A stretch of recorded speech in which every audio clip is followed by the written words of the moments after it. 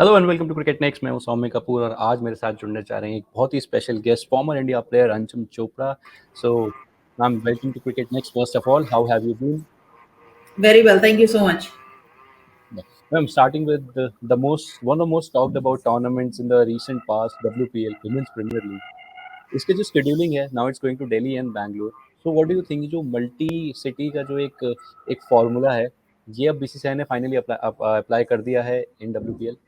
So it was always gonna be on the cards, but ये अच्छा है कि दो cities कर रहे हैं and more than one city. In fact, it's nice and it's just the start. जितना ज़्यादा different cities of India में जाएगा, उतना ज़्यादा popularize होगा and at least उतने ज़्यादा लोगों को women's cricket देखने का मौका मिलेगा. Yeah. And WPL has got us some of the very talented names who have made it to the Indian team. Like Saika Ishaq is there, Shrinka important था ये, और ये होना चाहिए था. आपका सवाल मुझे इतना समझ में आया कि कई लोग इंडिया खेल चुके हैं. So yes, it's an important tournament for younger players, even for established players, because जरूरी नहीं है कि सिर्फ यंगस्टर्स के लिए ही क्रिकेट होती है. प्रेजेंट प्लेयर्स के लिए भी क्रिकेट होती है एंड अगर कोई फॉर्म में है तो कंटिन्यू कर सकता है अपना गेम डेवलप करना, और अगर फॉर्म में नहीं है तो एटलीस्ट वापस आ सकता है कंपेटिटिव क्रिकेट खेलने के लिए. सो in WPL we've already seen the competition is very good and very high, so it's definitely a nice tournament. Yeah. Okay, coming to the Indian team, Indian team has done really good in the longer format in the recent past, but white ball का थोड़ा सा issue है. White ball में उतना अच्छा performance नहीं है. So what do what would you suggest if you are the captain, or if you नहीं नहीं, मैं वर्ड्स में सजेस्ट नहीं करती. अच्छा नहीं लगता वो. There are people who are deputed to handling that job and I know they are very capable.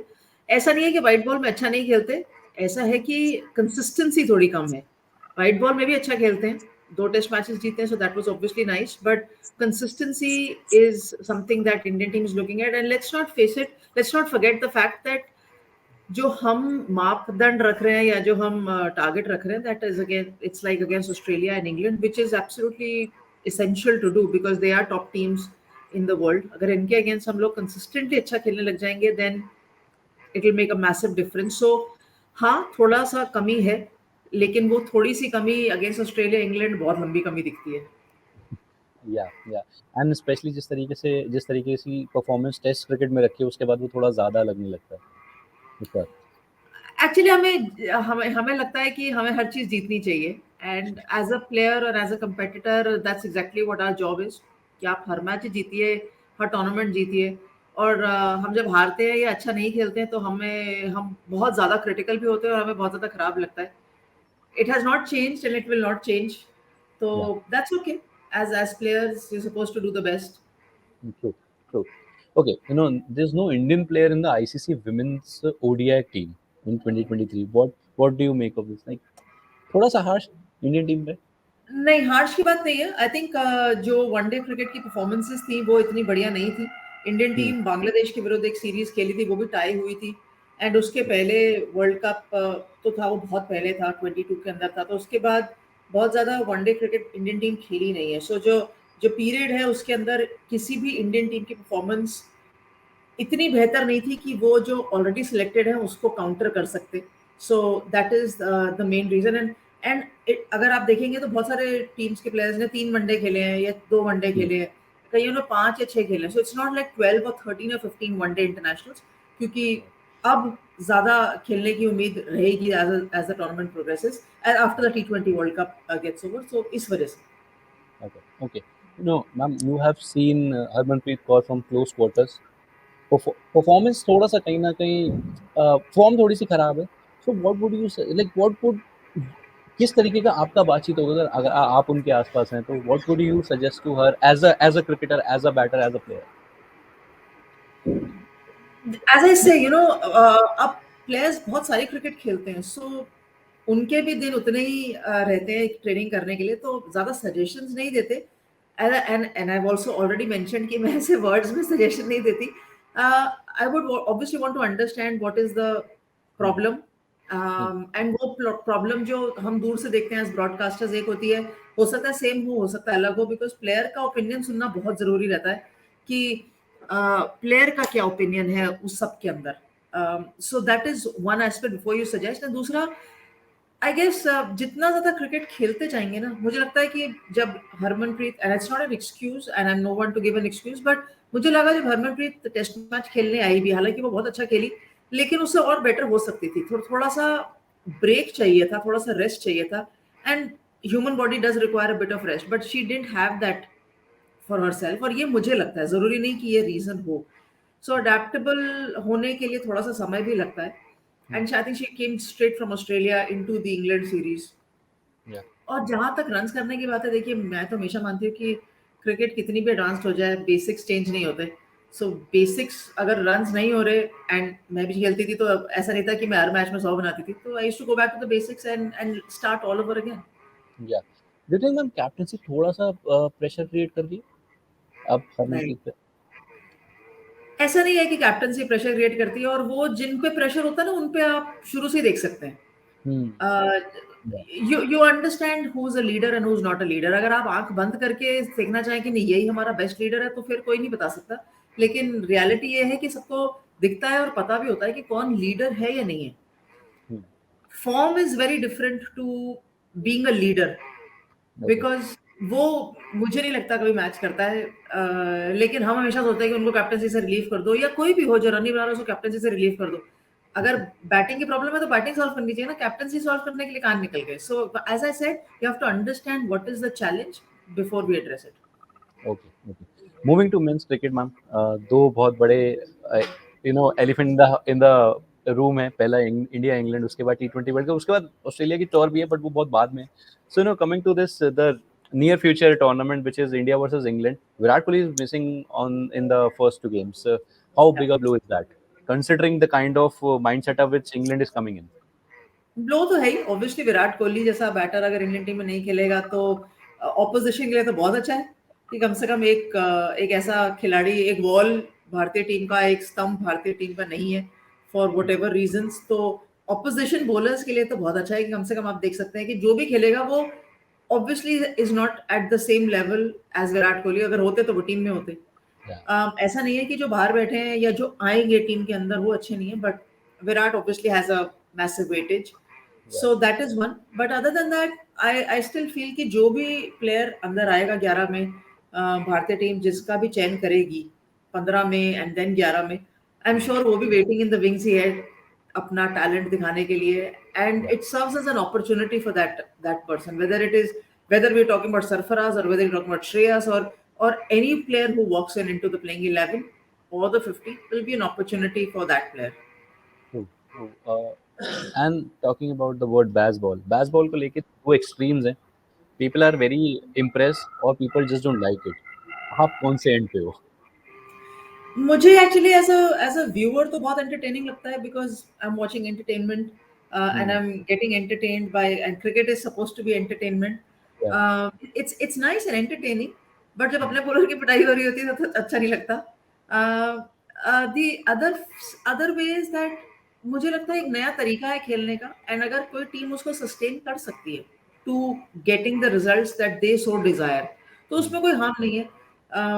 it's good to go out there and venture out and understand कि किसकी क्या abilities हैं individually and किसकी कितनी capabilities हैं as a team. तो अगर England की टीम इस तरीके का क्रिकेट खेल के सस्टेन कर सकती है और जीत रही है, it suits them, then it's absolutely fine. जरूरी नहीं है कि वो हर टीम को सूट करे, और जरूरी नहीं है कि वो इंग्लैंड को भी सूट करे कंडीशंस के हिसाब से. सो I quite like it. There's no harm in it. I'm pretty open to trying newer formats. As I say, format आप कितने भी खेल लीजिए, लेकिन आपका जो टेक्निक है और जो बेस है वो चेंज नहीं होता. Advancements can only be done when your base is strong. So if that is good, why not go ahead. But showing intent and showing aggression in the batting, and just going there and going after the bowlers from the word go, that can backfire. So what do you make of this as a player who has played so many games? तो अगर आपके time पे ये format है, इस तरीके का cricket होती, तो आप किस तरीके से लेते हैं एज अ कैप्टन, अगर आपको काउंटर करना होता है? मैं हमेशा जब मैं खेलती थी तो मुझे ऐसा लगा कि थोड़ा सा पहले आ जाता ना टी20 क्रिकेट और कैसे खेलना है. सो I'll give you an example of T20 cricket. So 2006 is when the Indian women's team played their first T20 match. तो जब हमने T20 खेला था ना, तो ऐसा लगा था कि this is different and time नहीं है, एंड बिकॉज टाइम नहीं है माइंड में, तो shot making also became very different. या so you were rushed, and उसकी प्रिपरेशन नहीं थी. जब आप ये अडॉप्ट करते हो फॉर्मेट, तो इसके लिए आप प्रिपेयर करते हो, and preparation is absolutely critical. अगर मेरे टाइम पे थोड़ा पहले आता, तो शायद मेरी जो कोचिंग थी वो सिर्फ ड्राइव मारने पे नहीं होती, वो अटैकिंग क्रिकेट खेलने पे होती. और अगर आप आज के अंडर 19 प्लेयर को देखोगे, या किसी भी क्रिकेटर को अब देखोगे ना, तो लगेगा अरे ये कितना डिफरेंट खेलते हैं, कितना अटैकिंग खेलते हैं. एंड किसी पुराने क्रिकेटर को देखोगे तो लगेगा अरे ये तो तरीका ही डिफरेंट है. So they prepare in that manner, they train in that manner, they have learned to play their cricket in that manner. So वो टाइम का फर्क है. But having said that, aggression दिखाना और सक्सेसफुल होना is very individual and very team oriented. So यहाँ अगर England team की बात कर रहे हैं, तो क्या वो टीम सस्टेन कर सकती है? बैकफायर तब करेगा जब सस्टेन नहीं करेंगे. और अगर सस्टेन नहीं कर सकते, तो क्या उनके पास प्लान बी है, प्लान सी है, विच आई एम श्योर होगा. ऐसा नहीं हो सकता कि एक ही तरीके से एक ही गियर में क्रिकेट चले. सो वो इंटरेस्टिंग रहेगा देखना. Okay, okay. You just mentioned the T20 format, and T20 World Cup भी 6 महीने दूर है. Rohit Sharma and Virat Kohli are back in the fray. They played the Afghanistan series. Straight question, ma'am, होने चाहिए या नहीं होना चाहिए उन कंक्लूजन? एब्सोल्युटली होने चाहिए. देखिए देखिए, ये जो हमारा डिस्कशन है ना, पता नहीं कब से चल रहा है. विराट और रोहित पे तो अब आया है. पहले हम एम एस धोनी पे थे, पहले हम सचिन तेंदुलकर पे थे. So look, these players are very accomplished, established players. और ऐसा नहीं हो सकता कि एस्टैब्लिश्ड प्लेयर्स एक दिन सडनली खराब हो जाए. या उनको भी पता है कि उनकी क्रिकेट कितनी है, क्योंकि वो भी एज अ विराट तो as a 19 under 19 player just खेल के वर्ल्ड कप खेल कर आया था. इवन रोहित का भी डेब्यू उससे कुछ 2-3 साल पहले से ही है. So he is also very early into career playing with the Indian team. So they also know about it कि उनकी कितनी कंट्रीब्यूशन है और हो सकती है. I don't, you know, I always feel it's a very difficult and a sad debate to have when we're talking about such established cricketers and players कि ये क्या करेंगे टीम में. अरे वो क्या करेंगे, नहीं, वो तो करते हुए आए हैं. तो ये वो बहुत बड़े प्लेयर्स हैं, बहुत established cricketers हैं. हाँ, we can talk about the newer guys who've come in. As I said, they've learned to play T20 cricket rather than learn to play the defensive shot first. So उनकी उनकी value and उनका स्थान team के अंदर अलग जगह पे है. And Virat, Rohit and established players का जो पोजीशन है वो अलग जगह पे है. We can avoid mixing the two. Okay, I will reframe it. क्या अगर विराट रोहित आते हैं तो एक लाइनअप में obviously you will have to give away two positions, and opening and number 3. तो उसकी वजह से कहीं ना कहीं शायद वो यंगस्टर्स, किसी ना किसी यंगस्टर्स के कॉस्ट पे वो होगा. वो कहीं ना कहीं जो फैंस हैं या जो जो भी लोग हैं, उन्हें थोड़ा वो बुरा लगता है. What do you make of this? देखिए, एक इंडियन टीम ना कोई ग्रूमिंग जगह नहीं है कि आप इंडियन टीम में आइए और आप क्रिकेट खेलना सीखिए. मेरा ये मानना मेंस क्रिकेट के लिए तो खैर इतना ज्यादा नहीं है, विमेंस क्रिकेट के लिए ज्यादा है. ठीक है, होप पे आप प्लेयर नहीं पिक करते ये अच्छा खेल सकती है, या ये प्लेयर है, यंग प्लेयर है, ये अच्छा खेल सकता है. आई थिंक ये, मैं तो खैर कभी भी इस फिलोसफी में बिलीव नहीं करती थी कि ये you have to yes, you can give an opportunity to a talented person and give them a leeway. But ये होप पे जो पिकिंग होती है ना, वो गलत है. अगर वो चल गई तो ठीक है, नहीं चली तो अरे कोई बात. तो फिर अब आप कहेंगे उसके जगह पे वो आया, उसकी जगह कोई किसी की जगह पे नहीं आता. सब रन करके आते हैं. और आज इंडियन क्रिकेट में अगर हम उठा के देखें, तो शुभमन अगर नहीं खेल रहा था लास्ट 2 T20s में, तो ये नहीं था कि शुभमन खराब प्लेयर है या यशस्वी बहुत बढ़िया प्लेयर है. It is just that Yashasvi has obviously proven his metal. तो शुभमन को आप एक दिन का ब्रेक या 2 दिन का ब्रेक दे सकते थे, यशस्वी खेल सकता है. लेकिन there is no harm in taking everyone. And fans, I think we want our Indian team to win. We are fans of Indian cricket. We are Indian cricket followers in every which way. So fans को तो बुरा नहीं लगेगा अगर Indian team जीतेगी. पर ये जरूर है, अगर बहुत छोटे मार्जिन से कोई मिस आउट करता है तो वो कर सकता है. Because we are again picking only 15 and 16 at the Indian team. It should not be at the cost of somebody else, and it will not be at the cost of somebody else. As I said, Rohit and Virat will obviously add a lot of value. They added value in Australia also. But yeah, of course, the results didn't go our way. So now we have the lesser experienced and the younger lot around them. True, true.